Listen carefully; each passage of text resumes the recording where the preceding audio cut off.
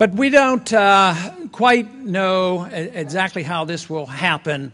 But I do know that we're so much better off than we were in the past. I got interested in this in the 1950s. And believe me, there was no Mises Institute to go to and no other good libertarian think tanks. And the one that I talk about a lot, because I did get a lot of information, was from Leonard Read, from the Foundation for Economic Education. And he was an individual, determined, and he worked his whole life, trying to preserve these ideas. And that essentially what he did was preserve them. But we live in a different age right now. We live in a different age that it's just not preservation, it's delivering the goods. And it's exciting for me. I'm mostly, I guess not mostly, but very much excited when I go to the campus and see all the young people. The young people have accepted this. They've accepted the idea that individual liberty is a good idea. And when I go to the college campuses, I have not yet had one single college kid come up to me and ask me what I would do about government student loans. So they understand it. They understand the issue of personal liberty. Leave me alone. It's my life, and let me decide it. But I say, yes, you can decide what you do with your own life. You should be able to pick your own religion. You should be able to pick your own intellectual matters, and you should be able to protect whatever you put in your mouth or in your lungs. That's up to you.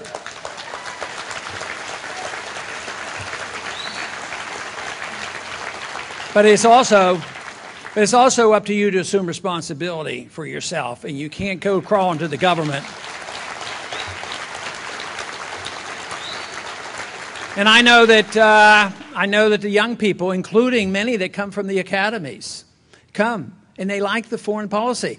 And sometimes we act surprised. Well, why should we be surprised?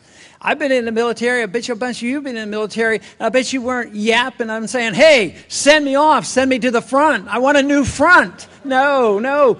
And that is why we were pleasantly surprised and astounded, and when we found out during the campaign that we got more money from the military people than all the rest put together.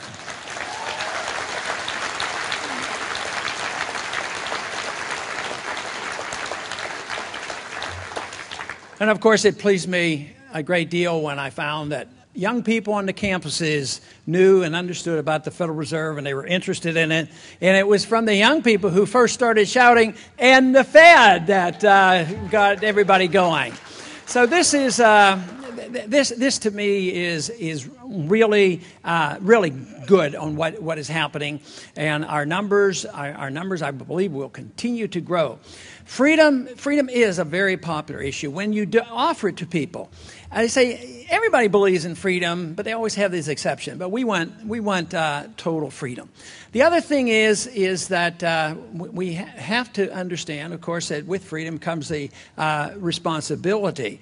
But the one part about it that I like, the whole idea of a free society, is it's non-confrontational. I'm not really a confrontational person, at least in the physical sense. That I really believe that people should come together. And it's only under the libertarian free market ideas that bring people together where there's tolerance. And it's tolerance across the board. It's tolerance on your personal behavior. The limitations are you don't violate another person's rights or property. But you tolerate people if they have different views on religion, different views on sexual habits or whatever. You can disagree with it. You can teach your kids what you want. But all of a sudden, this message brings people together. It really does. It brings people together.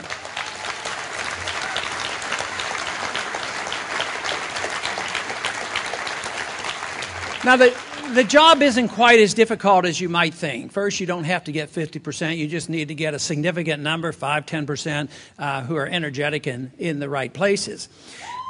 But the other issue that should make this job a little bit easier is if you have a bunch of liberals out there, they're half converted. They generally, want to agree on some of these personal liberty things, and they like to make their personal choices on their personal habits. But they don't like the idea of allowing personal choices on the money we earn.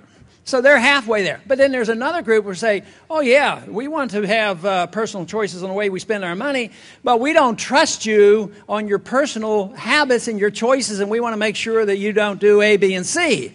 So there's a fertile field out there.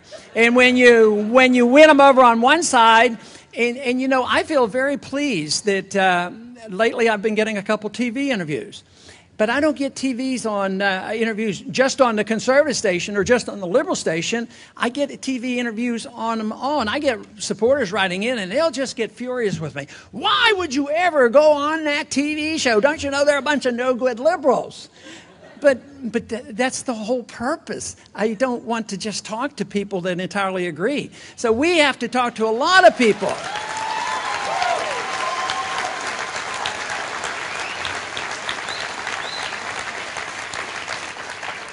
And the great part is a lot more are listening right now. This message is growing. It's getting popular. It is the answer.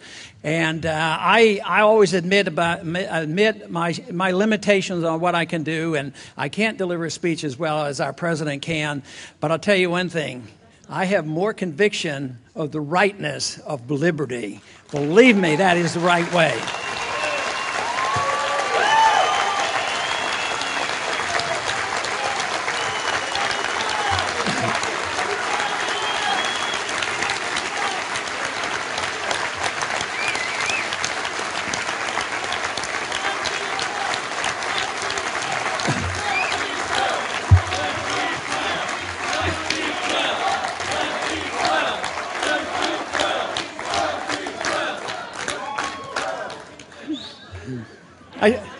I should have made that my last line in the speech. That would have been better. No, I do want to finish now and say thank you very much for the support and the energy. It's been great.